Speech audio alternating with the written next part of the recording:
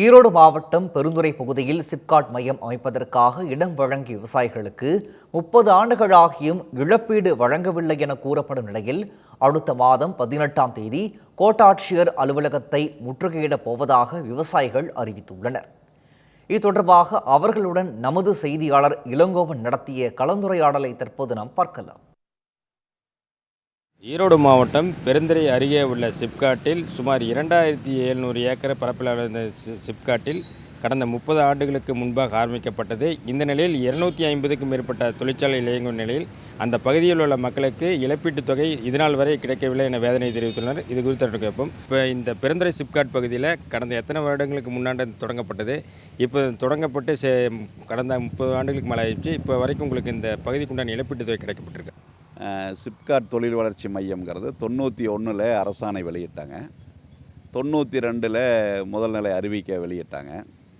93 94 நிலமெடுப்பு பணிகளை எடுத்தாங்க. இப்போ பெருந்துறை கிராமம், ஈங்கூர் கிராமம், இந்த 2 கிராமத்தில் இந்த சிப்காட்டுக்கான நிலம் எடுத்திருக்காங்க. மொத்தம் 2709 ஏக்கர் இந்த சிப்காட் தொழில் வளர்ச்சி மையத்துக்காக விவசாயிகள்கிட்ட கையகப்படுத்தினாங்க 30 வருஷத்துக்கு முன்னாடி. இப்போ அன்னைக்கு நாங்கள் ஆரம்பத்தில் இது எங்களுடைய வாழ்வாதாரம் இந்த பூமி தான், இதை எடுக்கக்கூடாதுன்னு சொன்னால், ஆனால் தொழில் வளர்ச்சிக்காங்கிற பேரில் இந்த விவசாயிகள்கிட்ட நிலத்தையெல்லாம் அரசாங்கம் எடுத்தது. அப்படி வரும்போது அந்த சிப்காட்டுக்கு நிலம் கொடுத்தவங்க இழப்பீடு விஷயத்தில் நாங்கள் வரும்போது ஈங்கூர் கிராமத்தில் ஒரு ஏக்கருக்கு மானாவாரி பூமிக்கு 60,000 ரூபாயும், தோட்ட பூமிக்கு, அதாவது தண்ணி பாயிற தோட்ட பூமிக்கு 1,20,000 ரூபாயும் இழப்பீடு வழங்கப்பட்டது. இப்போ பெருந்துறை கிராமம் ஒரு நகரத்தை ஒட்டி இருக்கிற பகுதி, பேரூராட்சிங்கிற முறையில், தேசிய நெடுஞ்சாலை ஒட்டி இருக்கிற பகுதிங்கிற முறையில் இதுக்கு மானாவாரி பூமிக்கு 1,50,000, தோட்ட பூமிக்கு 2 லட்சம் இழப்பீடாக வழங்கப்பட்டது. இந்த மாதிரி 2709 ஏக்கரில் ஒரு 2350 ஏக்கர் வரைக்கும் நேரடி கிரயத்தின் மூலமாக டாசிட் நிறுவனத்துக்கு கொடுத்துட்டோம். இன்றைக்கி சிப்காட்டு, அன்றைக்கி டாசிட் நிறுவனம் தான் அந்த நிலமெடுப்பு பணிகளை தொடங்கினாங்க. இப்போ டாசிட்டுங்கிறது சிப்காட்டோட மெர்ஜ் ஆயிடுச்சு 99. அதனால் இப்போ சிப்காட்னு சொல்கிறோம்.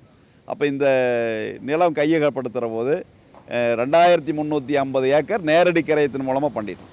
இப்போ பல்வேறு காரணங்கள்னால அரசாங்கம் சொன்னால் அந்த டைமுக்குள்ளே கிரயம் பண்ணி கொடுக்க முடியாத ஒரு 350 ஏக்கரை 1894 ஆண்டினுடைய நிலம் கையகப்படுத்துகிற சட்டத்தின் கீழே அவார்டு மூலமாக அரசாங்கம் கையகப்படுத்திடுச்சு.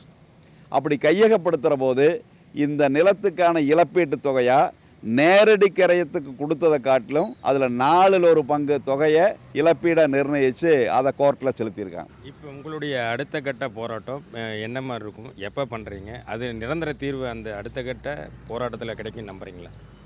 அதாவது இது அரசாங்கம் நினச்சதுன்னா இது ஒரு வாரத்தில் தீர்க்க முடியும்.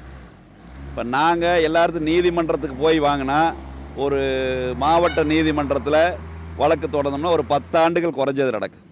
இவங்க அதிகாரிகள் அதை அப்பீல் பண்ணிட்டாங்கன்னா மறுபடியும் ஒரு 10 வருஷம்.